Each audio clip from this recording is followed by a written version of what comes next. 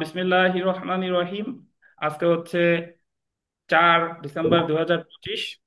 আমাদের bar council লিখিত ব্যাচের আমরা আজকে আমাদের ক্লাস শুরু করতে যাচ্ছি।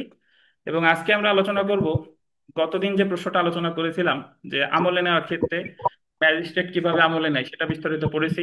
দায়রা আদালত কিভাবে আমলে নেয় সেটা পড়েছি। আজকে আমরা যেটা দেখতে যাচ্ছি এটা প্রশ্নের অংশ না, কিন্তু এটা আমাদের জানতে হবে। যত এই আমাদের নোটে যে অংশটুকু থার্ড ব্র্যাকেট দেওয়া আছে দেখছেন, অপরাধ আমলে নেওয়ার ক্ষেত্রে বিশেষ ব্যতিক্রম থার্ড ব্র্যাকেটের মধ্যে না, পাইছেন কিনা? তাহলে যেখানে থার্ড ব্র্যাকেট আছে ধরে নিবেন এটা মূল প্রশ্নের উত্তর না, এটা এক্সট্রা, বাট এটা কি জানতে হবে। তো এখানে যে বিষয়টা আলোচনা করছে সেটা হলো যে অপরাধ আমলে নেওয়ার ক্ষেত্রে বিশেষ ব্যতিক্রম। তো তার আগে একটু বলিনি, জানা দরকার যে একটা ফৌজদারি মামলা কে দায়ের করতে পারে। একটা ফৌজদারি মামলা যেখানেই ঘটুক না কেন, ওই ঘটনা সম্পর্কে জানে এরকম যে কোনো ব্যক্তি দায়ের করতে পারে। জানে, দেখছে, শুনছে। ধরেন একজনের ঘরে চুরি হয়েছে, এখন বিষয়টা এমন না যে যার ঘরে চুরি হয়েছে তারই মামলা করতে হবে। এই মামলা তার প্রতিবেশীও দায়ের করতে পারে, বা ঘটনা যে শুনছে সেও দায়ের করতে পারে। এমন না যে যার ঘরে চুরি হয়েছে, যার গরু চুরি হয়েছে তারই মামলা করতে হবে। কিন্তু কিছু কিছু বিশেষ মামলা আছে, এই মামলাগুলো একটা ফৌজদারি কার্যবিধিতে বলে দিছে যে নির্দিষ্ট অমন ব্যক্তিকেই করতে হবে। যদি তারা মামলা দায়ের না করে তাহলে এই মামলা আমলে নেওয়া হবে না। এই ধারাগুলো, এই মামলাগুলো কোনগুলো বা এই ধারাগুলো কোনগুলো, এটা বলছে ফৌজদারি কার্যবিধির 195 থেকে 199। কত বলেন? 195 195 থেকে 199। এই যে দেখেন, ফৌজদারি কার্যবিধির 195 থেকে 199 ধারায় অপরাধ আমলে নেওয়ার ক্ষেত্রে বল দিবেন বিশেষ ব্যতিক্রম আলোচনা করা হয়েছে। সো আমলে নেওয়ার ক্ষেত্রে বিশেষ ব্যতিক্রম 195 থেকে 199। তো প্রথমে আমরা চলে আসি 195 ধারায় কি বলেছে। 195 ধারায় বলেছে যে দণ্ডবিধি 1860-এর, আন্ডারলাইন করবেন, 172 থেকে 188 ধারার অপরাধ, অর্থাৎ সরকারি কর্মচারীর দায়িত্ব পালনকালে কোনো অপরাধ সংঘটিত হলে, আন্ডারলাইন করবেন, সংশ্লিষ্ট সরকারি কর্মচারী বা তিনি যার অধীনস্থ তার লিখিত অভিযোগ ব্যতীত অপরাধটি আদালত আমলে নিবে। একটু বুঝতে হবে, দণ্ডবিধি আমরা এখনো পড়ি নাই, বাট দণ্ডবিধির 172 থেকে 188 ধারা পর্যন্ত যে অপরাধগুলো আছে এই অপরাধগুলো হলো সরকারি কর্মচারী রিলেটেড। মানে সরকারি কর্মকর্তা সাথে যদি কেউ কোনো ডিউটি পালনকালে সরকারি কর্মকর্তার আদেশ অমান্য করে, সরকারি কর্মকর্তার সমন অনুসারে আসে নাই, সরকারি কর্মকর্তার সমন একসেপ্ট করে নাই, সরকারি কর্মকর্তার দায়িত্ব পালনে বাধা দিতে, তাইলে এই মামলাগুলো সরকারি কর্মকর্তাকেই বাদী হয়ে করতে হবে, অন্য কেউ করলে হবে না। ধরেন আমরা এর আগে পড়ছি না যে দণ্ডবিধিতে যিনি, সরি, ফৌজদারি কার্যবিধিতে তদন্তকারী কর্মকর্তা তদন্তের ক্ষেত্রে সাক্ষীরে লিখিত আকারে তলব করে কত ধারায়?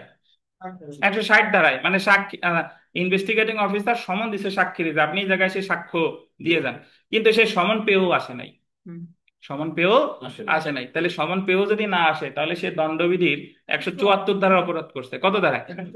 এখন এই 174 ধারার অপরাধ তো করছে, বাট এই মামলাটা কার করতে হবে? এই অফিসারকেই দায়ের করতে হবে। তিনি ছাড়া আমি আপনি যদি দায়ের করি তাহলে কিন্তু আমলে নেওয়া হবে না। এটাই বলছে কত ধারায়? 195। 95 টাকায়। ধরেন বিথিকা বলেন 144, 144 ধারা আদেশ কে দেয়? 144 ম্যাজিস্ট্রেট স্যার, কোন ম্যাজিস্ট্রেট? এই জেলা ম্যাজিস্ট্রেট। জেলা ম্যাজিস্ট্রেট বা নির্বাহী ম্যাজিস্ট্রেট। 144 ধারা আদেশ যদি ভঙ্গ করে তাহলে মামলা হবে কত ধারায়? 188 টাকায়। দণ্ডবিধির 188 ধারায়। তাহলে 188 ধারার মামলা যদি কে করবে? ওই অফিসারই করা লাগবে। ওই যে ম্যাজিস্ট্রেট দেশের 144 জারি করছে তাকেই বাদী হয়ে মামলাটা করতে, নাইলে আমলে নেওয়া হবে না। কত ধারায় বলছে? 195। 95 টাকা। তাকেই বাদী হয়ে মামলাটা করতে হবে, এই কথাটা বলা আছে ফৌজদারি কার্যবিধির কত ধারায়? 195। ফৌজদারি কার্যবিধির 94। তারপরে দেখেন কোন আদালতের কার্যক্রমে এই ধারাগুলো আপনার লাগবে কখন? এই যে পরের লাইনটা দেখেন, এটা কোর্ট কাছারিতে প্রায় হয়, তখন আপনি জানবেন না যে আমি কি করব। কোন আদালতের কার্যক্রমে দণ্ডবিধির 193, 194 ধারা মিথ্যা সাক্ষ্য দান, মানে আমাদের আদালতে প্রায় হয় না যে মিথ্যা সাক্ষ্য দিতে এসে ধরা পড়ছে, ধরেন চিফ জুডিশিয়াল ম্যাজিস্ট্রেট ভবনে একজন এসে মিথ্যা সাক্ষ্য দিতে এসে ধরা পড়ছে। এখন ওই মামলায় কি হবে না না হবে সেটা পরের বিষয়, বাট মিথ্যা সাক্ষ্য যে দিতে আসলো এটা স্বয়ং একটা কি নতুন অপরাধ। এখন এই মিথ্যা সাক্ষ্য দানের মামলা ওই চিফ জুডিশিয়াল ম্যাজিস্ট্রেটকে বা ওনার নির্দেশে ওনার কোনো কর্মচারীকে করতে হবে, অন্য কেউ কোনো উকিল সাহেব যায় করলে হবে না। এই কথাটাই বলছে কততে, 195-তে। এই যে দেখেন, বা 211, 211-তে আছে হলো যে আপনার মিথ্যা মামলা করলে আর কি। 228 ধারায় আদালত অবমাননা, বা 463, 471 আছে ফরজারি মানে জালিয়াতি জালিয়াতি। ধারা দণ্ডনীয় অপরাধের ক্ষেত্রে উক্ত আদালত, গোল দিবেন, উক্ত আদালত বা উক্ত আদালত যে আদালতের অধীনস্থ সেই আদালতের লিখিত অভিযোগ ব্যতীত অপরাধ আমলে নেওয়া হবে না। এই কথাগুলোর অর্থ হলো, সহজ কথা, সরকারি কর্মচারী সংক্রান্ত কোনো মামলা ওই সরকারি কর্মকর্তাকেই করতে হবে। আর একটা হলো কি বলেন, আর একটা হলো যে আদালতে যদি মিথ্যা সাক্ষ্য দেয়, তখন আদালতে যদি কি করে, আহ আদালতে যদি মিথ্যা সাক্ষ্য দেয়, আদালতে যদি আপনার আহ জালিয়াতি করে, জালিয়াতি করে। আদালতে কর্মকাণ্ডে কোনো জাল দলিল দেখায়, তাহলে ওই আদালতকে বা ওই আদালত যার অধীনস্থ তাকেই বাদী হয়ে মামলাটা দায়ের করতে হবে, না হলে কিন্তু আমলে নেওয়া হবে না। এটাই বলা হয়েছে কত ধারায়, 195 ধারায়। বুঝতে পেরেছেন? আচ্ছা, একটু দাঁড়া করি আমরা। তাহলে আশা করি 195 ধারা বুঝতে পারছেন। 195 ধারার মূল কথা হলো যে সরকারি কর্মচারী সংক্রান্ত মামলা সরকারি কর্মচারীকেই বাদী হয়ে মামলা করতে হবে, বা আদালতে মিথ্যা সাক্ষ্য দিলে আদালতকে বাদী হয়ে মামলা করতে হবে, অন্য কেউ দিলে হবে না। 196 ধারা দেখেন, এটা জাস্ট জেনে রাখতে হবে আর কি, যদি বাই এনি চান্স এসে যায়। রাষ্ট্রের বিরুদ্ধে অপরাধ সমূহ, যেমন রাষ্ট্রদ্রোহিতা, আপনাদের সর্বশেষ লিখিত পরীক্ষায় আসছে রাষ্ট্রদ্রোহিতা কি। রাষ্ট্রদ্রোহিতা হলো রাষ্ট্রের বিরুদ্ধে অপরাধ না, রাষ্ট্রদ্রোহিতা হলো সরকারের বিরুদ্ধে বিদ্বেষ প্রসূত ভাবে কিছু বলা, লেখা, আকার ইঙ্গিত দেওয়া, সেটাই হলো কি রাষ্ট্রদ্রোহিতা।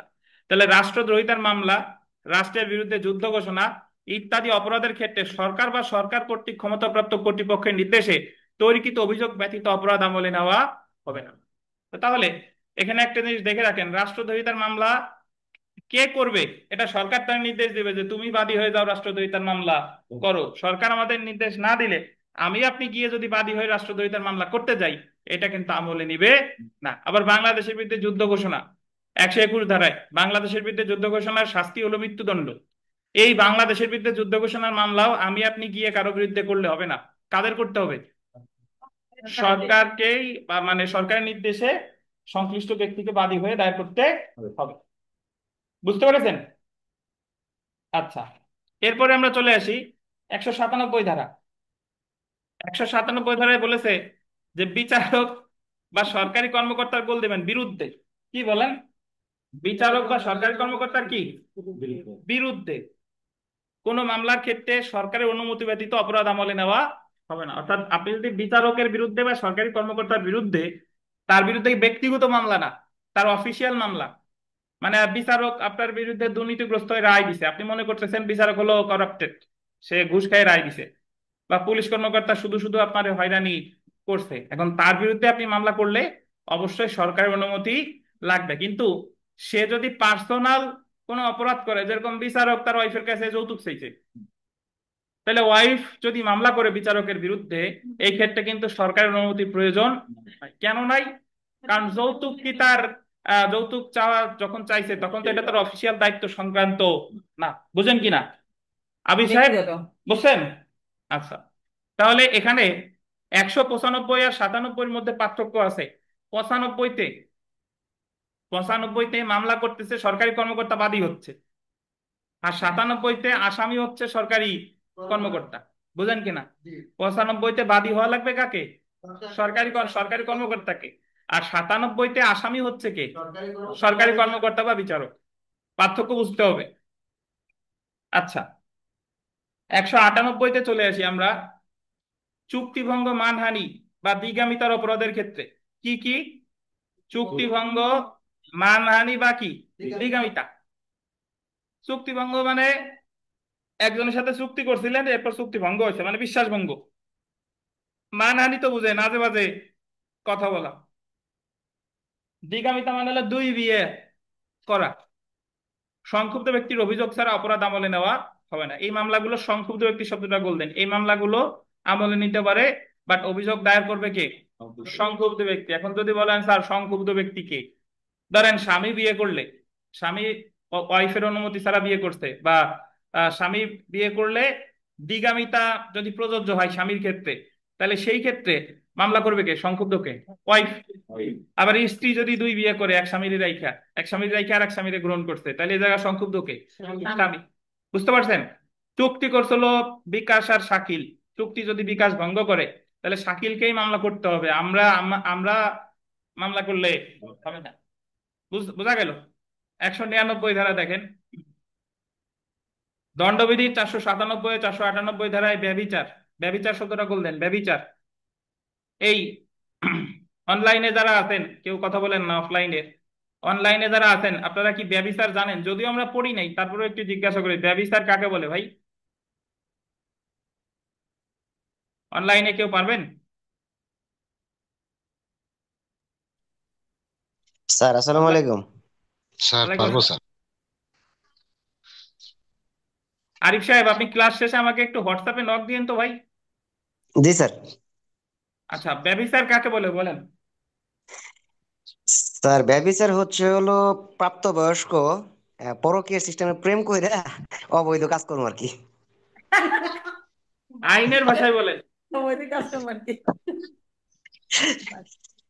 স্যার স্যার অন্যের স্ত্রীকে অন্যের স্ত্রীকে বিয়ের প্রলোভনে বা প্ররোচনার মাধ্যমে নিয়ে শারীরিকভাবে সহবাস করা অনুমতি সাপেক্ষে এটাকে বলা হয় ব্যভিচার। হ্যাঁ, স্বামীর অনুমতি মানে ছাড়া। একজন বিবাহিত নারীর সাথে সম্পর্ক করছে, হুম, ওই জি নারীর স্যার। সম্মতি অবশ্যই ছিল। জি নারীর স্যার। সম্মতি থাকে তাহলে তো ধর্ষণ হয়ে যাবে। মানে একজন সম্মতি। বিবাহিত, হ্যাঁ, একজন এক্সট্রা বিবাহিত ম্যারিটাল নারী, অ্যাফেয়ার। হ্যাঁ, একজন নারীর সাথে বিবাহ বহির্ভূত সম্পর্ক করছে, এবং এই জায়গায় যে পুরুষটা সম্পর্ক করছে সে বিবাহিত হতেও পারে, নাও পারে, না। বাট যে মহিলা আছে সে ওই বিবাহিত। মহিলাকে অবশ্যই বিবাহিত হতে হ্যাঁ। হবে। এটা হলো ব্যভিচার। তাহলে দণ্ডবিধির 497 498 ধারায় ব্যভিচার বা বিবাহিত নারীকে ফুসলিয়ে নিয়ে যাওয়ার অপরাধের ক্ষেত্রে উক্ত নারীর স্বামীর বা স্বামীর অনুপস্থিতিতে উক্ত মহিলার তত্ত্বাবধানকারীর অভিযোগ ব্যতীত অপরাধ আমলে নেবে না। তাহলে ব্যভিচারের মামলা করতে পারে স্বামী, অথবা স্বামীর অনুপস্থিতিতে কে? স্বামীর অনুপস্থিতিতে তার তত্ত্বাবধান। তত্ত্বাবধানকারী। স্বামীর অনুপস্থিতিতে ধরেন স্বামী বিদেশে থাকে, তাহলে তত্ত্বাবধানকারী দেখা গেলো তার শ্বশুর শাশুড়ির কাছে আছে, তাহলে তত্ত্বাবধানকারী কে? শ্বশুর শাশুড়ি। বুঝেন কিনা? স্যার আমি একটু কথা বলবো স্যার। এ অবশ্যই, একটু কে, অনেকখানি বলেন বলেন। স্যার এই যে এখানে যে আমরা এমসিকিউ তে পড়ছিলাম যে স্ত্রী লোকটা দায়ী হবে না কিন্তু পুরুষ লোকটাই দায়ী হবে, তো এখানে তো স্ত্রীর সম্মতি তো ছিল স্যার, কিন্তু ওখানে তো আইনের ভাষায় তো সেখানে স্ত্রী লোককে মোটেও দোষী করা হচ্ছে না। আচ্ছা, এখন ওইটা হচ্ছে আমরা যখন দণ্ডবিধি পড়বো তখন তর্কের বিষয়, বাট আপাতত মনে রাখেন যে ব্যভিচারের মামলা স্বামীকেই করতে হবে, এই জায়গায় এইটুকু করলেই হবে। আর স্ত্রী লোককে যে দায়ী করা হচ্ছে না, এটা আপনারা যখন সরকার গঠন করবেন, আপনারা পার্লামেন্টে যাবেন, তখন স্ত্রী লোককে দায়ী করে আপনারা আইন প্রণয়ন করেন। ঠিক আছে? এখন আপনার তারপরে যেহেতু আপনি প্রশ্ন করছেন, আপনারে আমি একটু ব্যাখ্যা দিই। স্ত্রীলোকরে দায়ী না করার কারণ হলো এটা, যে স্ত্রীলোকের সম্মতি আছে, আবার পুরুষ তোমারও সম্মতি আছে। এখন স্ত্রীলোকটা কি তোমার আহ্বান করছে যে তুমি আসো? তুমি তো স্বেচ্ছাই আসছো, আর তুমি তো জানো যে এই মহিলাটা বিবাহিত, তারপরেও কেন তুমি তার সাথে সম্পর্ক করছো? এই কারণে স্ত্রীলোক যেহেতু বিবাহিত, তার শাস্তির বিধান রাখে নাই, যে যদিও সে দোষ করছে কিন্তু ওই পুরুষ তো তার কাছে স্বেচ্ছাই আসছে, এই দিকটা বিবেচনা করে স্ত্রীলোকের শাস্তির বিধান রাখে নাই, কিন্তু ওই পুরুষের শাস্তির বিধান রাখছে। এই হলো ব্যাখ্যা। বুঝতেন তপন? আপনি তপন না? জি স্যার। বুঝতেন তপন? হ্যাঁ স্যার, তপন কি বুঝেছি নোট পাইছেন? স্যার। একটু আগে ফোন দিছিল, ওরা বলছিল যে 3টের পরে আমাদের অফিসে আসেন, হ্যাঁ, কিন্তু ঠিক আছে, ক্লাসটা ছেড়ে তাই যাবো। ঠিক আছে, তপন নিয়ে আসেন, সমস্যা নাই। তাইলে আমরা আমলে নেওয়ার ক্ষেত্রে এই যে যে 195 থেকে 199 কোনো প্রশ্ন আছে কিনা জিজ্ঞেস করেন আপনাদের, প্লিজ। অনলাইন অফলাইনে যারা আছেন কোনো প্রশ্ন থাকলে দয়া করে জিজ্ঞাসা করেন। স্যার হেডলাইন গুলো আবার একটু বলে যান স্যার। সে তো বলবোই, স্পেসিফিক কোনো প্রশ্ন আছে কিনা। স্যার ওই যে আহ, না দণ্ডবিধি 353 আর 188-র সাথে মিল আছে কি স্যার কোনো? এই প্রশ্নটা হলো কে করলেন? মাহমুদ স্যার। মাহমুদ, নীলফামারী মাহমুদ সাহেব নাকি? জি স্যার। এই তো দণ্ডবিধি 353 কি আছে আগে জি আপনি স্যার। বলেন। বলেন, দণ্ডবিধির তিনশো সরকারি তেপ্পান্ন কাজে বাধা দেওয়া স্যার। সরকারি কাজে সরকারি বাধা দেওয়া। বাধা। কর্মচারী।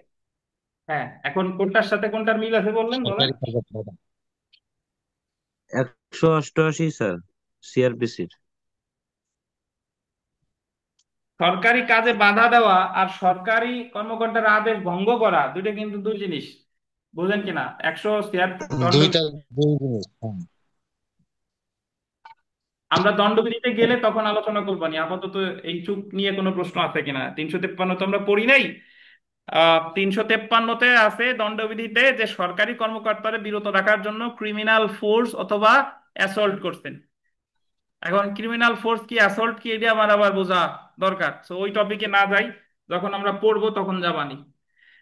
আপাতত সরকারি কর্মকর্তাকে, সংশ্লিষ্ট মামলা সরকারি কর্মকর্তাকে বাদী হয়ে করতে হবে, এটা 195।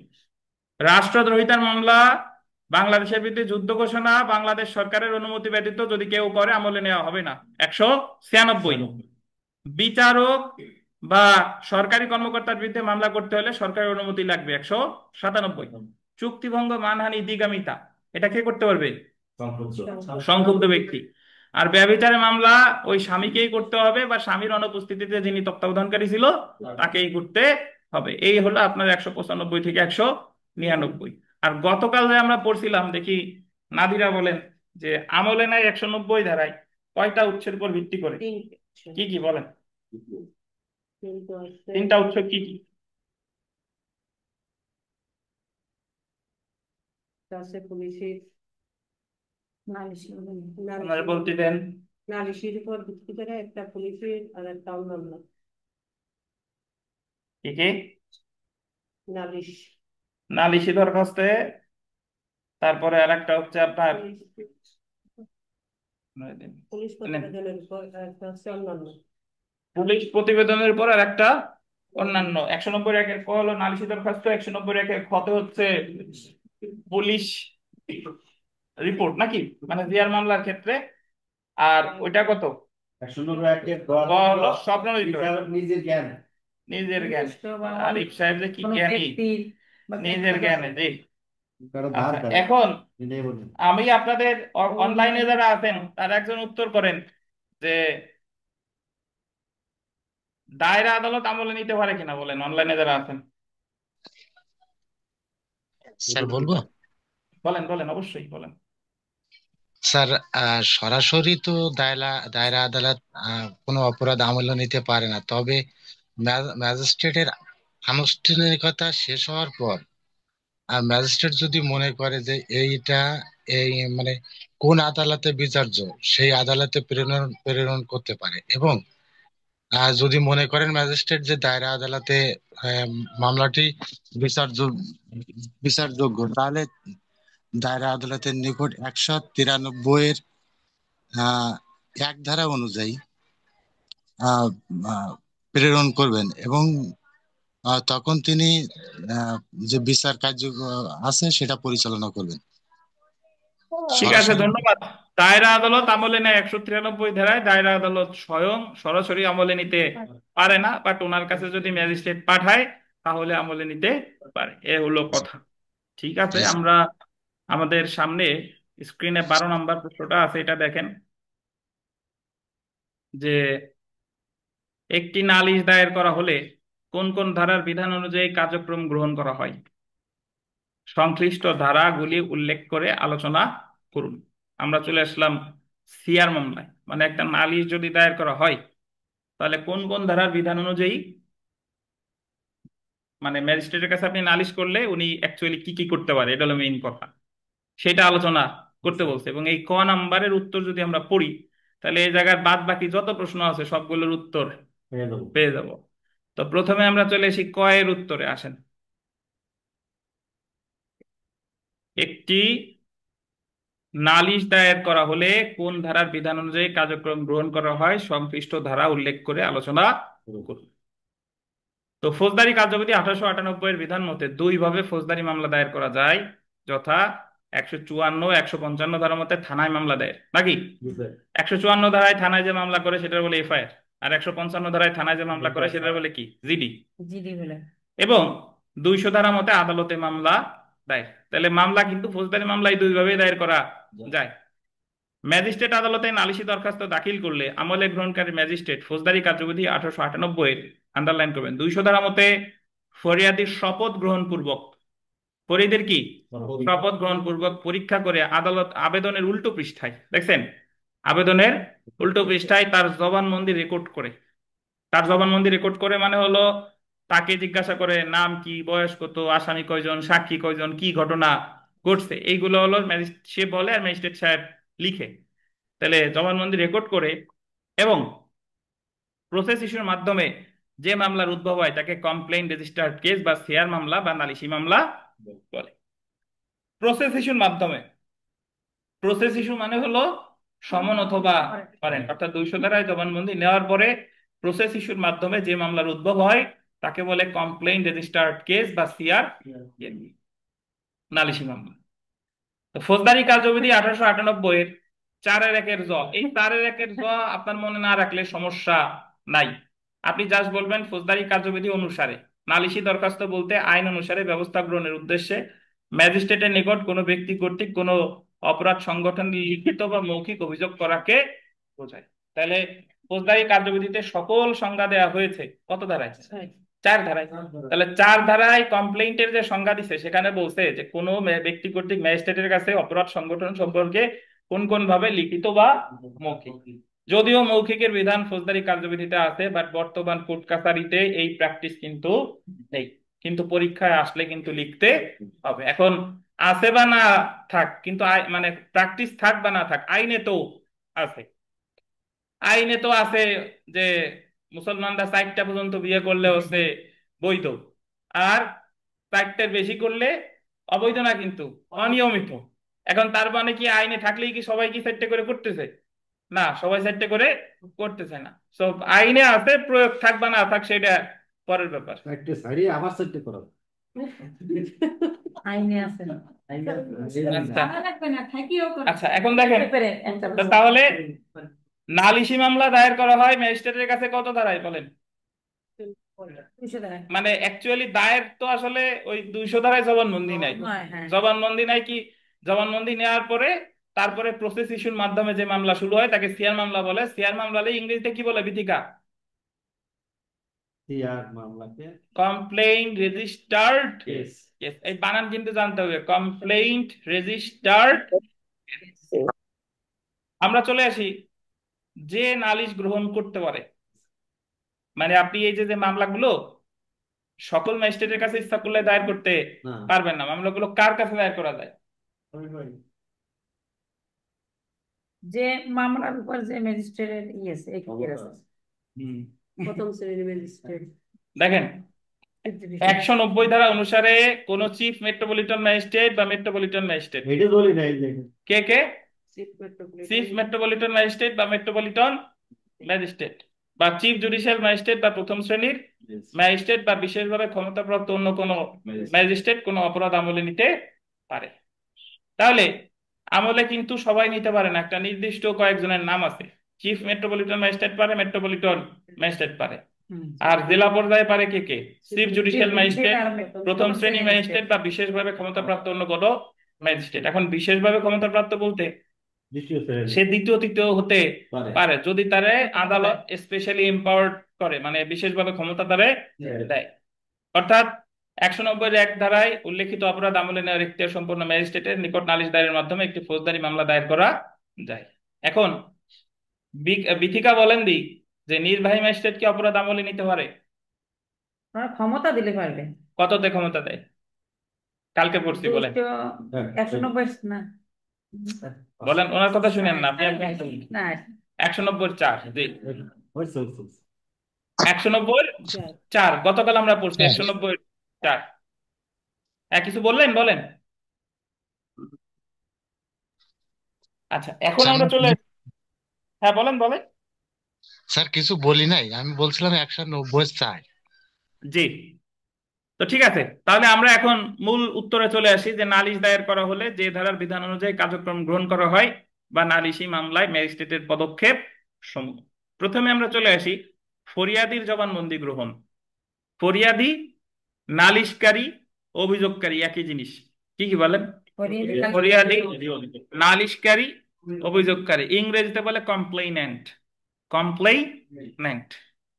ফৌজদারি কার্যবিধি 1898 200 ধারা মতে কোনো ক্ষতিগ্রস্ত সংক্ষুব্ধ ব্যক্তি, সংক্ষুব্ধ, ধ হবে, দ হয়ে গেছে, ঠিক করতে হবে।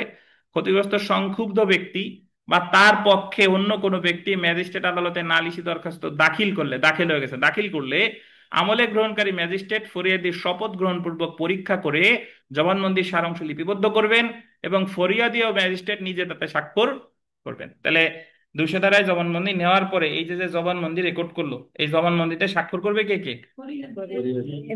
ফরিয়াদিও করবে, আবার কে? যে জবানবন্দি মানে ফরিয়াদিও করবে, ম্যাজিস্ট্রেটও করবে। কিন্তু শুধু নালিশ, যখন আপনি 200 ধারায় জবানবন্দি দেন নাই, কোর্টে এখনো জমা দেন নাই, তাহলে নালিশে শুধু সিগনেচার করবে কে? শুধু অভিযোগকারী বা ফরিয়াদি। বুঝছেন? যেরকম শুধু এজাহারে স্বাক্ষর করে সংবাদদাতা, আর এজাহার যখন এফআইআর হয়ে যায় তাহলে দুইজনই করে। ফৌজদারি কার্যবিধি 1898 200 ধারার মধ্যে ফরিয়াদি ওই সময় আরো সাক্ষী উপস্থিত করলে ম্যাজিস্ট্রেট উপযুক্ত মনে করলে উক্ত সাক্ষীদের হলফপূর্বক জবানবন্দি লিপিবদ্ধ করতে পারেন। 200 ধারা অনুসারে অপরাধ আমলে গ্রহণকারী ম্যাজিস্ট্রেট ফরিয়াদির জবানবন্দি গ্রহণ করতে বাধ্য। তাহলে যদি পরীক্ষায় প্রশ্ন আসে যে আহ শুধু কি নালিশকারীর জবানবন্দি গ্রহণ করতে বাধ্য নাকি সাক্ষীদেরও জবানবন্দি গ্রহণ করতে বাধ্য? ভাই, সাক্ষীর বাধ্য না, বাট আদালত মনে করলে সাক্ষীরও জবানবন্দি নিতে পারে। বুঝছেন? নর্মালি সাক্ষীদের নেওয়া হয় না, বাট আদালত ইচ্ছা করলে সাক্ষীদের জবানবন্দিও নিতে পারে, কিন্তু জবানবন্দি নেওয়া বাধ্যতামূলক কার? অভিযোগকারীর। আর 200 ধারা অনুসারে অপরাধ আমলে গ্রহণকারী ম্যাজিস্ট্রেট ফরিয়াদির জবানবন্দি গ্রহণ করতে বাধ্য। এখন যে প্রশ্ন যতটুকু পড়বো এটা থেকে সর্বশেষ বাংলাদেশ বার কাউন্সিল পরীক্ষায় প্রশ্ন আসছে যে ক্ষেত্রে জবানবন্দি গ্রহণ করার প্রয়োজন নাই, মানে কোন মামলাগুলোতে সিআর মামলা বাট জবানবন্দি গ্রহণ করতে আদালত বাধ্য না। ফৌজদারি কার্যবিধি 200 ধারা অনুসারে নিম্নলিখিত নালিশকারীর জবানবন্দি গ্রহণের প্রয়োজন নাই। আমি একটু বলি, শুনেন। আমাদের আগে শুনেন, তারপরে জায়গা পড়বো। সেটা হলো যে বলেন তো, চিফ জুডিশিয়াল ম্যাজিস্ট্রেট বা চিফ মেট্রোপলিটন ম্যাজিস্ট্রেট আমলে নিতে পারে কিনা? Chief judicial magistrate, chief metropolitan magistrate 190 ধারা আমলে নিতে পারে না? অবশ্যই পারে। তোমরা আমলে নেওয়ার পরে কোনো মামলা যদি স্থানান্তর করে অনুসন্ধান বা বিচারের জন্য 192 ধারায়, যখন আমলি আদালত হচ্ছে স্বয়ং চিফ জুডিশিয়াল ম্যাজিস্ট্রেট আদালত বা চিফ মেট্রোপলিটন ম্যাজিস্ট্রেট আদালত, ওনারা আমলে নেওয়ার পরে ওই মামলাটা ওনার অধীনস্থ ম্যাজিস্ট্রেটের কাছে অনুসন্ধান বা বিচারের জন্য স্থানান্তর করে 192 ধারায়। কত ধারায়? 192 ধারায়। এখন উনি যদি চিফ স্যার জবানবন্দি না নিয়ে যদি ট্রান্সফার করে দেয়, ধরেন চিফ স্যারের কাছে মামলা করছিল, উনি জবানবন্দি নেই নাই, উনি ট্রান্সফার করে দিছে কার কাছে? ওই অধীনস্থর কাছে, তাহলে অধীনস্থ জবানবন্দি গ্রহণ করবে, তাহলে ইনার গ্রহণ করার দরকার। ইনি যদি না করে তাহলে যার কাছে পাঠাইছে সে গ্রহণ করবে, আর ইনি যদি গ্রহণ করে যার কাছে পাঠালো তার আবার জবানবন্দি গ্রহণের দরকার। মানে জবানবন্দি যে কোনো এক কোর্টে হবে। চিফ জুডিশিয়াল ম্যাজিস্ট্রেট যদি জবানবন্দি গ্রহণ না করে যার কাছে পাঠায়, যার কাছে পাঠালো সে গ্রহণ করতে বাধ্য। আর ইনি যদি জবানবন্দি গ্রহণ করে ট্রান্সফার করে, তাহলে যার কাছে পাঠালো সে জবানবন্দি গ্রহণ করতে বাধ্য। এই যে দেখেন, যে ক্ষেত্রে আন্ডারলাইন করবেন, বল দিয়েন, লিখিত আকারে নালিশ করা হয়। কি আকারে? লিখিত আকারে নালিশ করা হয়। সেই ক্ষেত্রে 192 ধারার অধীন মামলা স্থানান্তর করার পূর্বে নালিশকারী বা উপস্থিত সাক্ষীর জবানবন্দি গ্রহণ বা পরীক্ষা করার প্রয়োজন নাই। দেখছেন? আন্ডারলাইন করেন, 192 ধারা মামলা স্থানান্তর করার কি পূর্বে। তাহলে নালিশটা করছে কিভাবে? লিখিত। তাহলে এই জায়গায় বলতেছে যে 192 ধারায় মামলা স্থানান্তর করার পূর্বে এই নালিশকারী বা সাক্ষীর জবানবন্দি গ্রহণ করার প্রয়োজন নাই। দেখছেন? এবার সবশেষেরটা একটু পড়ি, 4 নাম্বারটা। যখন 192 ধারার অধীন একটি মামলা হস্তান্তর করা হয়েছে এবং যে ম্যাজিস্ট্রেট হস্তান্তর করেছে আন্ডারলাইন করেন তিনি ইতিমধ্যেই নালিশকারী উপস্থিত সাক্ষীর জবানবন্দি গ্রহণ করলে যিনি পাঠাইছে তিনি যদি অলরেডি কি করে জবানবন্দি গ্রহণ করে যে ম্যাজিস্ট্রেটের নিকট মামলাটি প্রেরণ করা হলো তিনি পুনঃ জবানবন্দি নিতে বাধ্য থাকবে না। তাহলে এই 1 আর 4 এই দুইটা কিন্তু মানে উল্টা। এক হলো যে আমি জবানবন্দি নিয়ে পাঠাইলে যার কাছে পাঠাইলাম তার গ্রহণ করার দরকার নাই, আর আমি না নিয়ে পাঠাইলে যার কাছে পাঠাইলাম সে নিতে বাধ্য। বুঝেন কিনা? তবে অবশ্যই জবানবন্দিটা হতে হবে কি, মানে মানে নালিশটা হতে হবে কি লিখিত, নালিশটা হতে হবে লিখিত। তারপরে দেখেন 2 নাম্বারটা, যে কোনো মামলায় যে ক্ষেত্রে গোল দিবেন আদালত লিখিত আকারে নালিশ দায়ের করে, মানে এই জায়গা অভিযোগকারী হচ্ছে স্বয়ং কে, আদালত। এক আদালত বাদী হয়ে মামলা করতেছে আর এক আদালতে আসামির বিরুদ্ধে। শাকিল বলেন তো যে আদালত বাদী হয়ে কেন মামলা করে? ভঙ্গ করে, তারপরে আদালতে যদি কেউ মিথ্যা সাক্ষ্য দেয়, দেখায় বা মিথ্যা সাক্ষ্য দেয়, তখন আদালত নিয়ে এবার মামলা করতে পারে 195 টা। হ্যাঁ, আদালতে দেখা গেল যে কেউ মিথ্যা সাক্ষ্য দিছে, আদালতে কেউ জাল দলিল দেখাইছে, তাহলে এই ক্ষেত্রে ওই আদালতকেই বাদী হয়ে 195 ধারায় মামলা দেয়। মানে ওই যে একটু আগে 195 ধারা পড়লাম না, যে আদালত বাদী বা না বাদী হয়ে মামলা না করলে কিন্তু আমলে দিবে না। তা আদালত বাদী হয়ে যদি মামলা করে তাহলে সেক্ষেত্রে আদালতের জবানবন্দি নেওয়ার প্রয়োজন নাই। তারপরে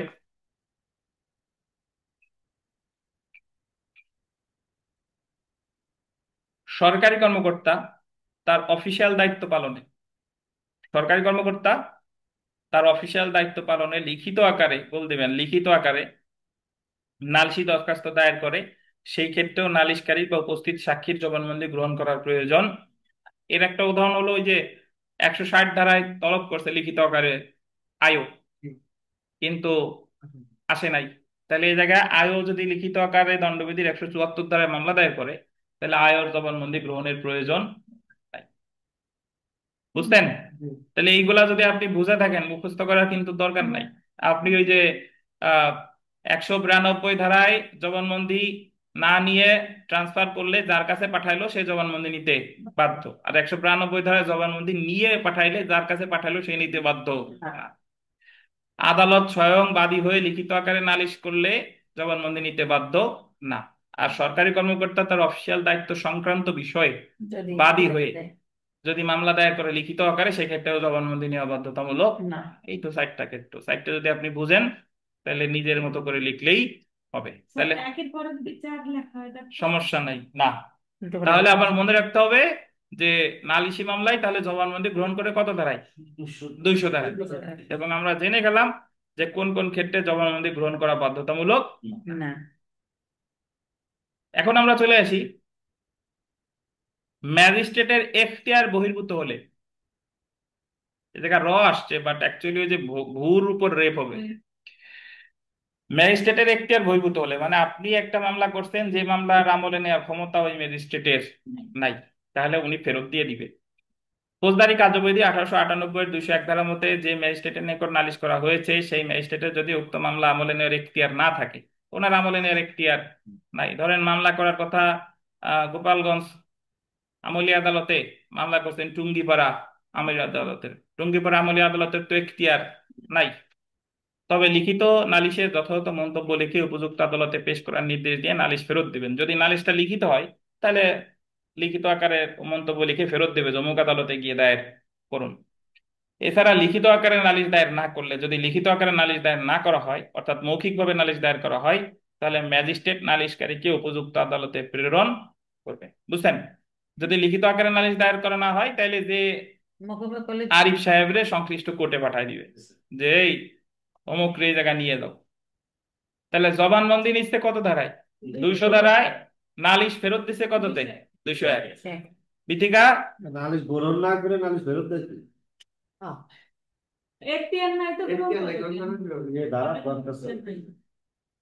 নালিশ গ্রহণ না করে ফেরত দিচ্ছে কে? তাই আপনি যদি আবাল গরুর দ্বারে দুধ দোয়াতে যান ও দেবে কিভাবে?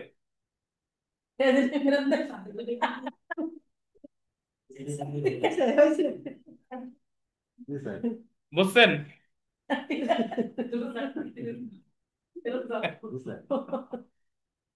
এখন এখন যদি বলেন যে না দুধ দোয়াতে আজকে আসছি যেভাবে হোক দোয়াই যাবো, সেটা তো ভিন্ন কথা। দেখেন, এখন আসেন, ওনার যদি এখতিয়ার না থাকে তাহলে উনি কিভাবে আমলে নিবেন? সেইটাই তো কথা, বুঝে না। আচ্ছা, কি যেন বলছিলেন আমার স্যার? দীপিকা বলেন যে এই যে যে নালিশ ফেরত, আরজি ফেরত আছে কোথায় বলেন? দেওয়ানি মামলায় আরজি ফেরত কোথায় সাত আছে? দেশে 10 বিধি আর 11 বিধি হলো ই বলেন। এগারোতে খারিজ। হারিস। হ্যাঁ, এই তো। তাহলে আমরা চলে এসেছি তদন্ত বা অনুসন্ধান। তদন্তের ইংরেজি কি বলেন? ইনভেস্টিগেশন। ইনভেস্টিগেশন। তদন্তকারী কর্মকর্তা, তদন্তের ইংরেজি তো ইনভেস্টিগেশন। আর অনুসন্ধানের ইংরেজি কি? ইনকোয়ারি। ছোটটার বড়। আচ্ছা, এখন এখন দেখেন, আহ, বড়টা বড়টা ছোটটা। তদন্ত এবং অনুসন্ধান 200 ধারায় জবানবন্দি নেওয়ার পরে, 200 ধারায় জবানবন্দি নেওয়ার পরে ম্যাজিস্ট্রেটের কাছে যদি মনে হয় যে এই বিষয়ে আমি আমলে নিব না, মানে সমন বা ওয়ারেন্ট ইস্যু করবো না, এই বিষয়ে আরো দেখা দরকার, তদন্ত অনুসন্ধান করা দরকার, তাহলে তদন্ত অনুসন্ধানের নির্দেশ দিবে কত ধারায়?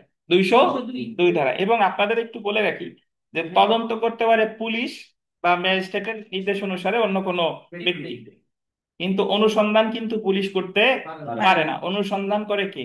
ম্যাজিস্ট্রেট বা আদালত। ফৌজদারি কার্যবিধি 1898 202 ধারা মতে ফরিয়াদির রেকর্ডকৃত জবানবন্দির সাথে নালিশি দরখাস্তের বিষয়বস্তুর মিল পাওয়া গেলেও ম্যাজিস্ট্রেট ঘটনার বিষয়বস্তুর সত্যতা সম্পর্কে সন্দেহ করলে নিজে ঘটনা সম্পর্কে অনুসন্ধান করবেন, বা তৃতীয় শ্রেণী ম্যাজিস্ট্রেট না হলে তার অধীনে অন্য কোনো ম্যাজিস্ট্রেট বা কোনো পুলিশ অফিসার বা তিনি যাকে উপযুক্ত মনে করেন এইরূপ অন্য কোনো ব্যক্তিকে তদন্ত বা অনুসন্ধানের নির্দেশ দিতে পারেন। তৃতীয় শ্রেণীর ম্যাজিস্ট্রেট তদন্তের নির্দেশ দিতে পারে কিন্তু অনুসন্ধানের নির্দেশ দিতে পারে না। তৃতীয় শ্রেণীর ম্যাজিস্ট্রেট নিজে অনুসন্ধান করতে পারে কিন্তু উনি কাউরে অনুসন্ধানের নির্দেশ দিতে পারে না, কারণ ওনার নিচে কেউ নাই।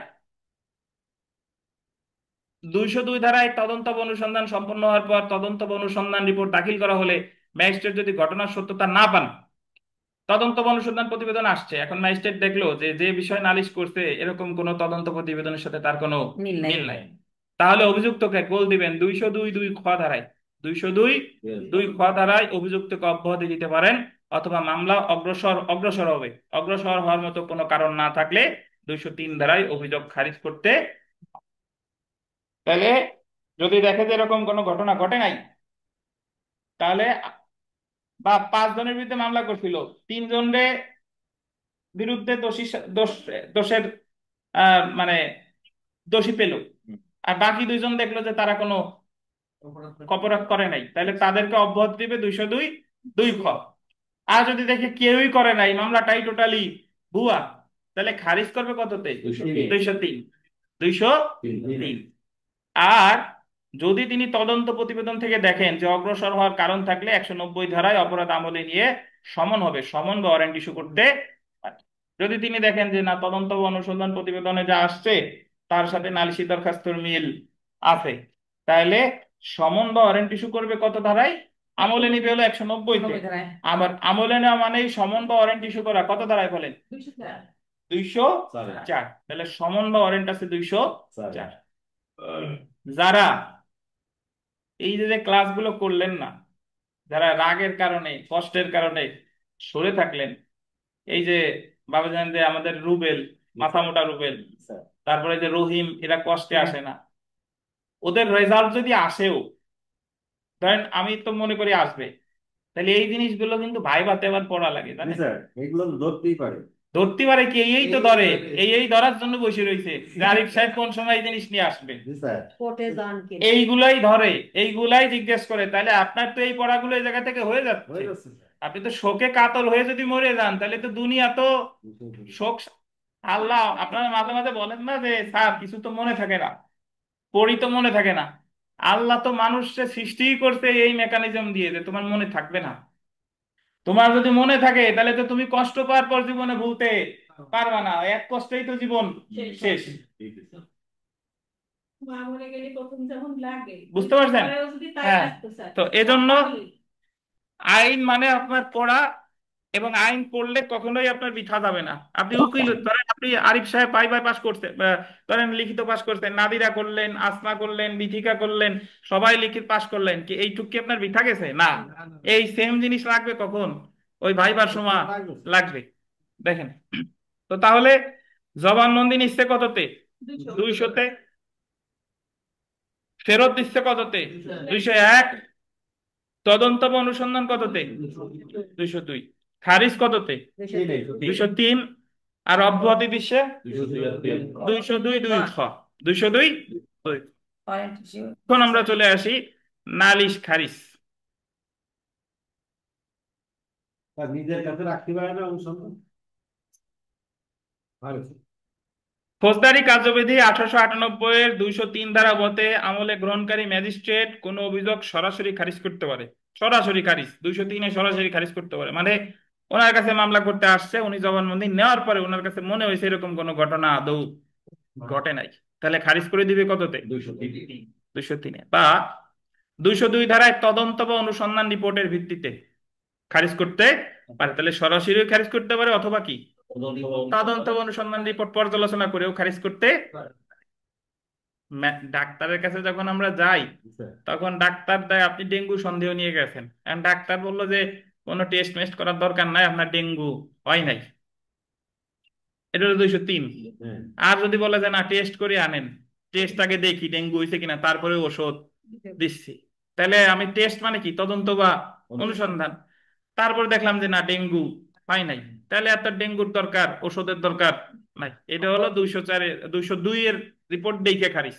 খারিজ কিন্তু 203-এই করতেছে, বাট খারিজ 203-এ সরাসরিও করতে পারে, আবার তদন্ত অনুসন্ধান রিপোর্টের ভিত্তিতেও করতে।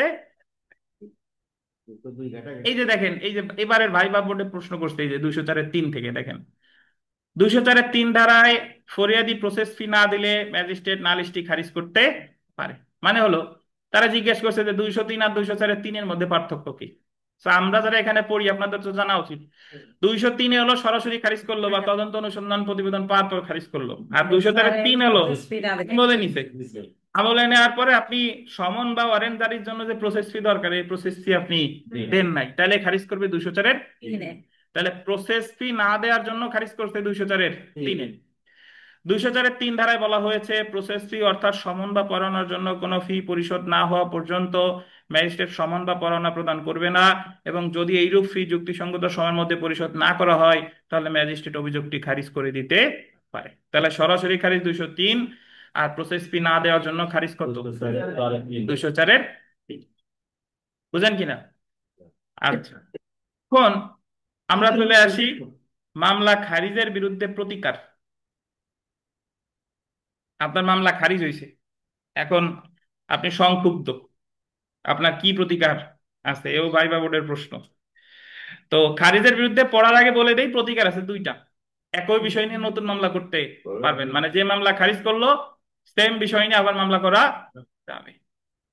আর একটা হলো যে রিভিশন, উচ্চ আদালতে রিভিশন। এই যে দেখেন, 204-3 ধারায় নালিশ খারিজ করলে হাইকোর্ট বিভাগ বা দায়রা জজ রিভিশন ক্ষমতা প্রয়োগে 436 ধারায় উক্ত নালিশ বিষয়ে অধিকতর অনুসন্ধানের নির্দেশ দিতে পারে। মানে সহজ কথায় বললে রিভিশন করবে।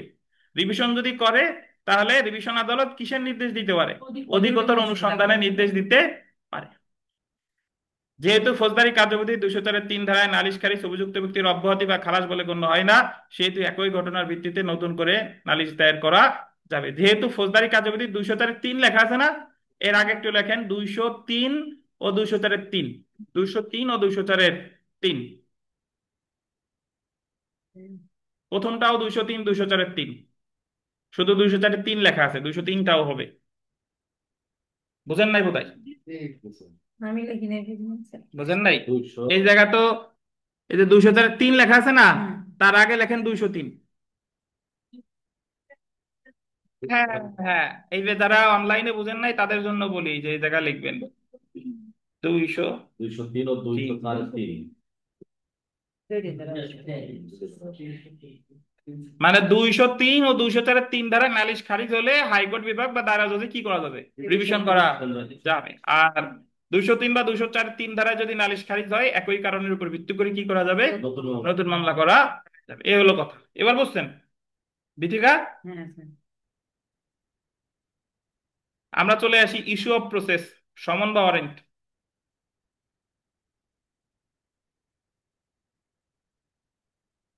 ফৌজদারি কার্যবিধি 204-এর 1 ধারা মতে ম্যাজিস্ট্রেট যদি মনে করে নালিশি অপরাধ আমলে নেওয়ার যথেষ্ট কারণ আছে, ম্যাজিস্ট্রেট মনে করতেছে যে এটা আমলে নেওয়ার যথেষ্ট কি আছে, কারণ আছে, সেই ক্ষেত্রে তিনি দ্বিতীয় তফসিলের 4র্থ কলাম অনুসারে যে সকল অপরাধের ক্ষেত্রে প্রথম পর্যায়ে সমন দেওয়া যায় সেই সকল ক্ষেত্রে আসামি হাজির হওয়ার জন্য সমন ইস্যু করবেন। আর যে ক্ষেত্রে প্রথম পর্যায়ে গ্রেফতারি পরোয়ানা দেওয়া উচিত সেই ক্ষেত্রে তিনি গ্রেফতারি পরোয়ানা বা সমন ইস্যু করবেন।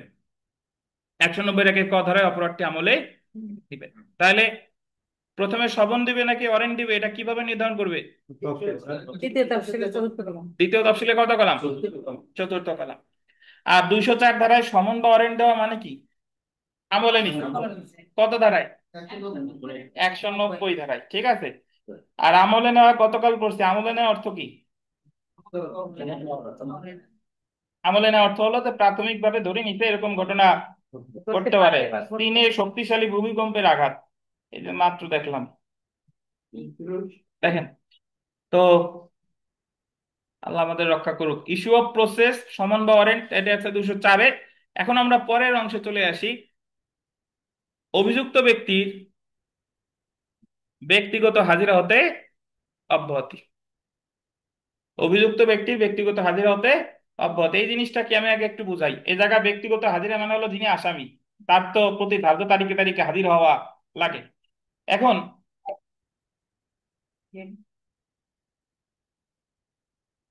ধার্য তারিখে তারিখে হাজির হওয়া লাগে না? হাজির হওয়া লাগে, ধার্য তারিখে তারিখে হাজির হওয়া লাগে। এখন আপনার যদি মনে করেন যে একজন আসামি সে আহ, প্রতি তারিখে সে অসুস্থ, সে সরকারি কর্মকর্তা, তার তো রেগুলার হাজির হওয়া সম্ভব না, তখন আইনজীবী আবেদন করতে পারে যে তাকে তাকে যেন ওই আইনজীবীর মাধ্যমে হাজিরার নির্দেশ দেওয়া হয়। কিসের মাধ্যমে? আইনজীবীর মাধ্যমে হাজিরার নির্দেশ দেওয়া হয়।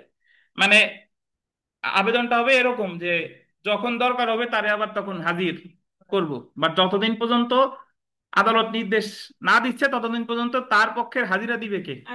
আইনজীবী। ম্যাজিস্ট্রেট অভিযুক্তকে ব্যক্তিগত হাজিরা হতে অব্যাহতি দিতে পারে ফৌজদারি কার্যবিধির 205 ধারায়। 205 ধারায় বিধান আছে, যখন একজন ম্যাজিস্ট্রেট গোল দিবেন সমন ইস্যু করে, নালিশি মামলায় কি ইস্যু করে? সমন ইস্যু করে, তিনি কারণ মনে করলে অভিযুক্ত ব্যক্তিকে হাজির হতে অব্যাহতি দিতে পারে এবং তার উকিলের মাধ্যমে হাজির হতে অনুমতি দিতে পারে। তাহলে সমন ইস্যু করে কি জিয়ার মামলায় সমন ইস্যু করে? সমন ইস্যু করে কোন মামলায়? সিআর মামলায়। যদিও এই জায়গা বলতেছে যে সমন ইস্যু করে,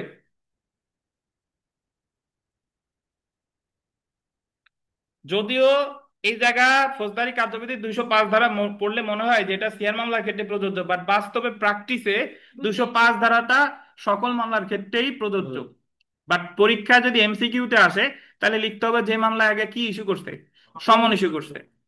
কিন্তু তদন্ত বা বিচারকারী ম্যাজিস্ট্রেট তার বিচারিক ক্ষমতায় মামলার যে কোনো পর্যায়ে আসামিকে ব্যক্তিগতভাবে হাজির হওয়ার নির্দেশ দিতে পারবেন এবং প্রয়োজন বোধে ইতিপূর্বে বর্ণিত পদ্ধতিতে তাকে হাজির হতে কি করতে পারবেন, বাধ্য করতে পারবেন। তো এখানে একটা বিচারিক নজির আছে, দেখেন যে ফৌজদারি কার্যবিধিতে কোনো নির্দিষ্ট বিধানের অনুপস্থিতিতে আদালত তার অন্তর্নিহিত ক্ষমতা বলে বিচার সমাপ্ত করার জন্য প্রয়োজনীয় আদেশ জারি করতে পারে। ওয়ারেন্টের মামলায় আসামিকে ব্যক্তিগত হাজিরা থেকে রেহাই দেওয়ার ব্যাপারে আদেশ প্রদানের অন্তর্নিহিত ক্ষমতা আদালতের আছে। এটার অর্থ হলো যে এই মামলা শুধু যে 205 ধারা যে শুধু সমন মামলার ক্ষেত্রেই প্রযোজ্য তা না, এটা ওয়ারেন্ট মামলার ক্ষেত্রেও প্রযোজ্য। আর প্র্যাকটিসে কিন্তু জিআর মামলাতেও ব্যক্তিগত হাজিরা থেকে অব্যাহতির আবেদন করে কত ধারায় জানেন?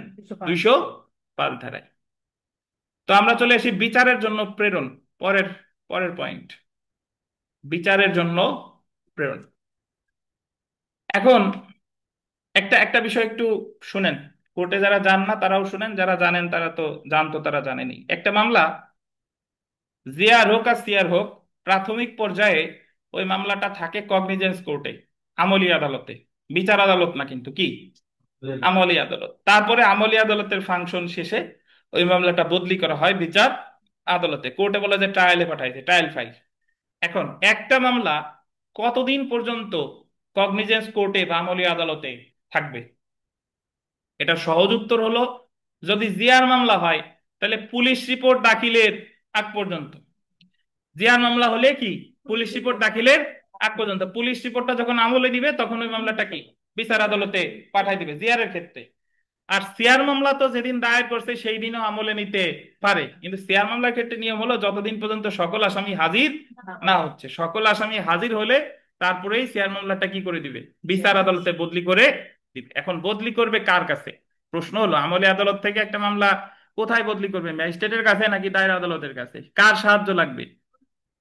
দ্বিতীয় তফসিল, ফৌজদারি কার্যবিধির কত তফসিল? দ্বিতীয় তফসিলের অষ্টম কলাম। কত কলাম? কোন আদালত কর্তৃক বিচার যোগ্য। যদি এটা আমলি আদালত যদি দেখে যে এই অপরাধটা দায়রা আদালত কর্তৃক বিচারযোগ্য, তাহলে দায়রা আদালতের কাছে পাঠায় দিবে 205 গ, 205 গ। আর যদি দেখে যে না এটা ম্যাজিস্ট্রেট কর্তৃক বিচারযোগ্য, তাহলে ম্যাজিস্ট্রেটের কাছে পাঠায় দিবে 205 গ গ। বুঝছেন?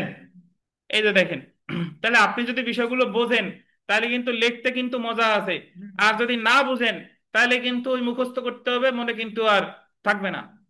পুলিশ রিপোর্টের ভিত্তিতে বা অন্য কোনো ভাবে দায়েরকৃত মামলায় অভিযুক্ত ব্যক্তি ম্যাজিস্ট্রেটের নিকট উপস্থিত হলে বা তাকে উপস্থিত করা হলে তার নিকট যদি প্রতীয়মান হয় যে অপরাধটি, এই যে আন্ডারলাইন করেন, দায়রা আদালতে বিচার্য, তাহলে তিনি ফৌজদারি কার্যবিধির 205 গ ধারার অধীন মামলা দায়রা আদালতে প্রেরণ করবেন, 205C।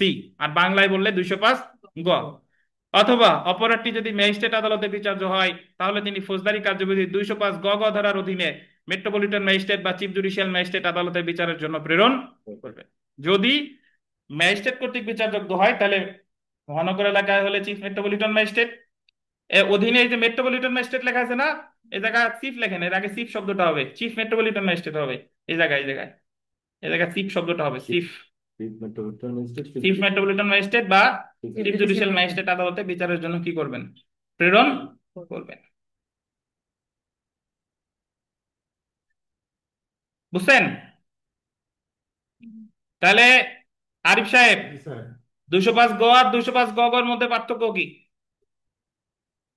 স্যার 205 গ এটা হলো বড় আদালত, অর্থাৎ যদি 205 গয় দায়রা আদালতে প্রেরণ করে তাহলে 205 গ, আর যদি ম্যাজিস্ট্রেট আদালত প্রেরণ করে তাহলে 205 গ হবে। এখন বুঝবো কিভাবে যে দায়রা আদালত নাকি ম্যাজিস্ট্রেট আদালত, পাঠাবে কোথায়? যদি চিফ জুডিশিয়াল এবং চিফ মেট্রোপলিটন ম্যাজিস্ট্রেট মনে করে যে আদালত এই এই অপরাধটা এই যেটা বিচারযোগ্য নয়, হুম। তাহলে স্যার ওরা এই 205 গতে দায়রা আদালত প্রেরণ করবে। ও ওই যে ও স্যার যদি যে আদালতে ধরতে পারি নাই স্যার, ওই যে আদালতে বিচারযোগ্য সেই আদালতে হ্যাঁ ওই যে ম্যাজিস্ট্রেট অষ্টম না কলামে দায়রা, আছে এই কথাটা বলা আছে। ম্যাজিস্ট্রেট ম্যাজিস্ট্রেট না হলে কোন আদালত তবে দায়রা 205 গ দ্বিতীয় তফসিলে অষ্টম কলামে বলা আছে। এটা হলো মেইন, এটা হলো মেইন। সব যা কিছু লেখার না কেন এইটুকু লিখতে হবে, আর কিছু লেখার না, এইটুকু লিখতে হবে। এখন হলে তাহলে আমরা এখন চলে আসি পরের পয়েন্টে, সেটা হলো কার্যক্রম স্থগিত।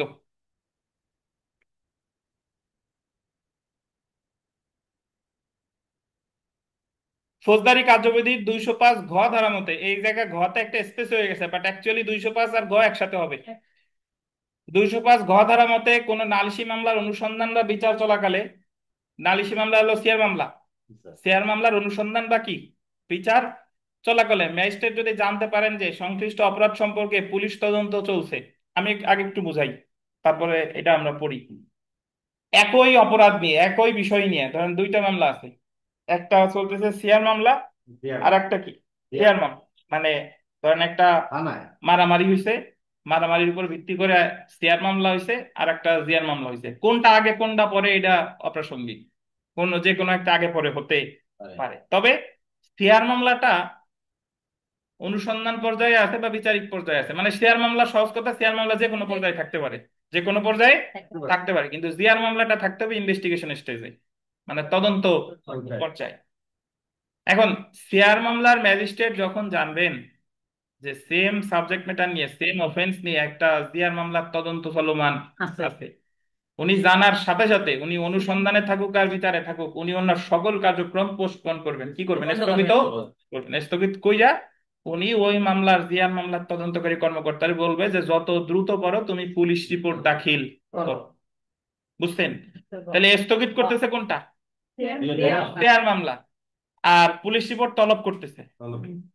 পুলিশ রিপোর্ট আসার পরে ম্যাজিস্ট্রেট মহোদয় যদি দেখেন যে পুলিশ রিপোর্টে যাদের নাম এসেছে সেন্টাপ আসামি, যারা সেন্টাপ বুঝেন তো, বুঝাইছে না, চার্জশিটে তাদের নাম আসছে, সেই নামের সাথে সিয়ার মামলার আসামির নামের মিল বা সাদৃশ্য আছে, তাহলে দুইটা মামলা উনি মার্জ করে ফেলবেন। মার্জ মানে হলো সংযুক্ত করে ফেলবেন, সিয়ার জিয়ার তখন জিয়ার নামে চলবে। বুঝছেন? তখন মামলা আর দুইটা থাকবে না, মামলা হয়ে যাবে কি একটা।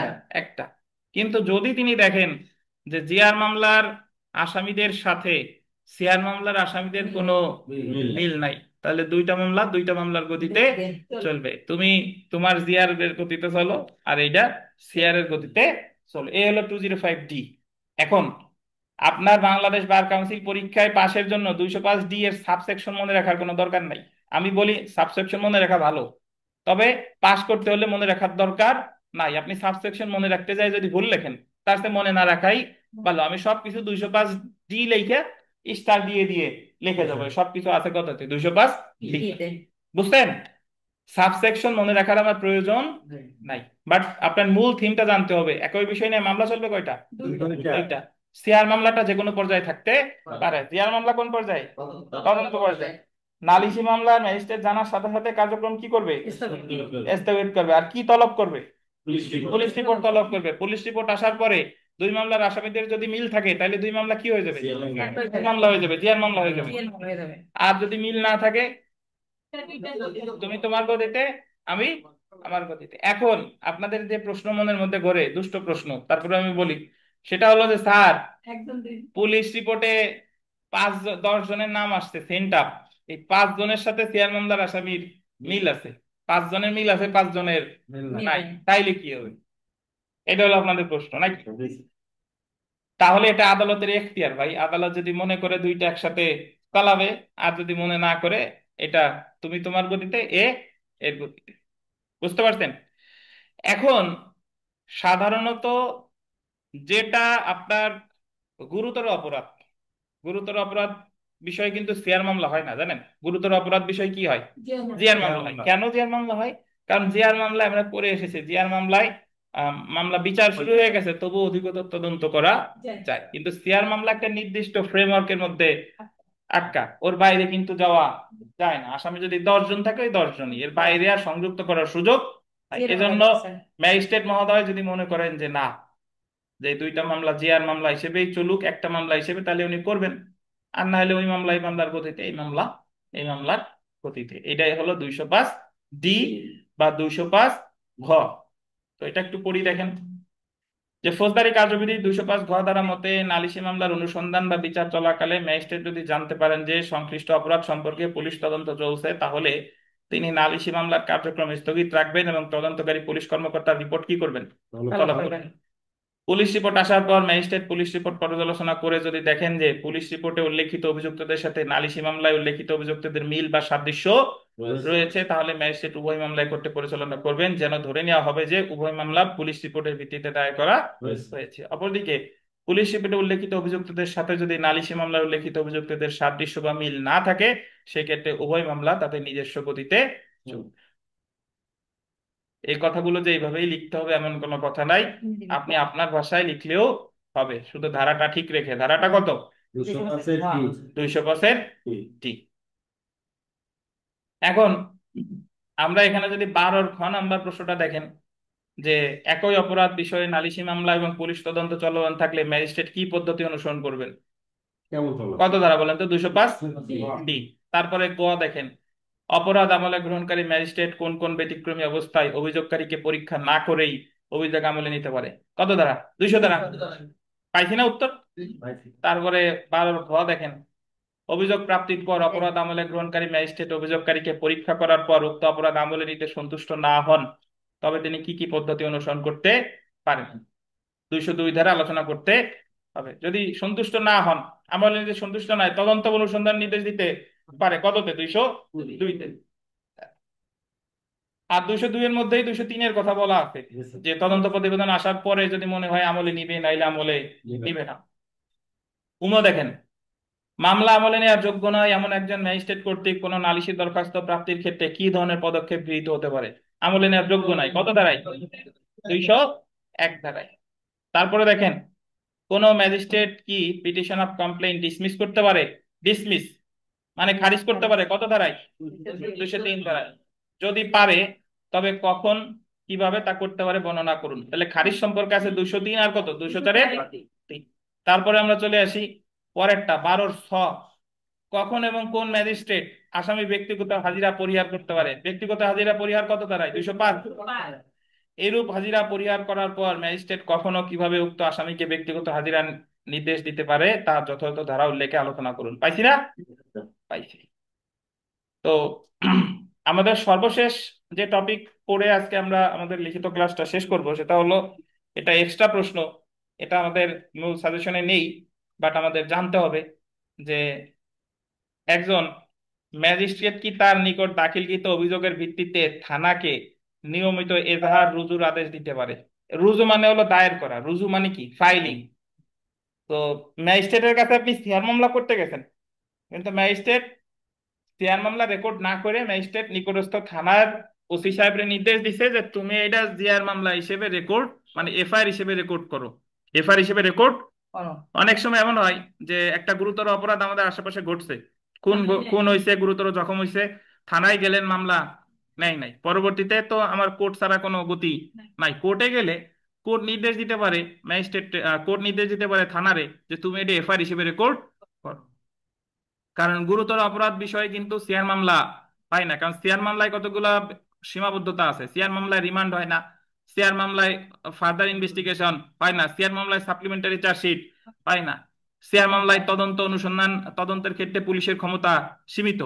কিন্তু যেগুলো গুরুতর অপরাধ সেগুলোর ক্ষেত্রে জিআর মামলা হয়। এই কারণে, কারণ জিআর মামলায় তদন্ত বারবার করা যায়, রিমান্ডের সুযোগ আছে, এই জায়গায় ওই মূল অপরাধ উদ্ঘাটনের সুযোগ অনেক বেশি, এই জন্য। তো ফৌজদারি কার্যবিধির 156(3) ধারা মতে অপরাধ গুরুতর বা আমলযোগ্য প্রকৃতির হলে 190 ধারা অনুযায়ী ক্ষমতাপ্রাপ্ত ম্যাজিস্ট্রেট সংশ্লিষ্ট থানার ভারপ্রাপ্ত কর্মকর্তার নিকট নালিশ পাঠিয়ে, নালিম হয়ে গেছে, নালিশ পাঠিয়ে আইনানুগ ব্যবস্থা গ্রহণের আদেশ দিবেন। ম্যাজিস্ট্রেট কর্তৃক প্রেরিত নালিশকে ভারপ্রাপ্ত কর্মকর্তা এজাহার হিসেবে কি করবেন? গণ্য করবেন। পিআরবির 245 প্রবিধান মতে, পিআরবি মানে জানেন? Police regulation of Bengal. পিআরবির পুলিশ 245 প্রবিধান মতে পুলিশকে কোনো সংবাদ না দিয়ে ম্যাজিস্ট্রেটের নিকট কোনো অভিযোগ দায়ের করা হয় এবং ম্যাজিস্ট্রেট আমলযোগ্য অপরাধ সম্পর্কে তদন্তের নির্দেশ প্রদান করেন, তখন ম্যাজিস্ট্রেট কর্তৃক পুলিশের নিকট প্রেরিত লিখিত সংবাদকে এজাহার হিসেবে কি করতে হবে? গণ্য করতে হবে। আর যখন 156(3) ধারায় এজাহার হিসেবে রেকর্ডের নির্দেশ দিবে, তখন কিন্তু থানা এটা রেকর্ড করতে বাধ্য। এই ছিল আজকের ক্লাস। আগামীকাল সকাল 8টায় আছে, যদি আপনাদের কোনো প্রশ্ন থাকে জিজ্ঞাসা করতে পারেন অনলাইন অফলাইনের ভাই বোনেরা, যদি না থাকে আজকে এই পর্যন্তই।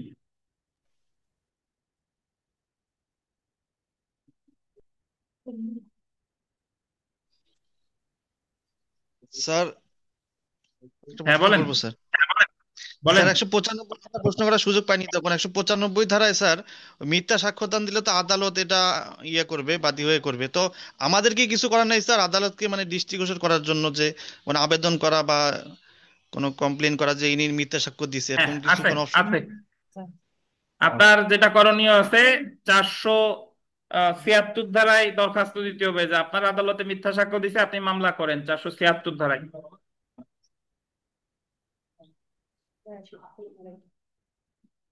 এটা আপিলের ক্ষেত্রে গিয়ে দেখবেন, আপিলের ক্লাসে পড়ি আমরা, লিখিততে দরকার নাই।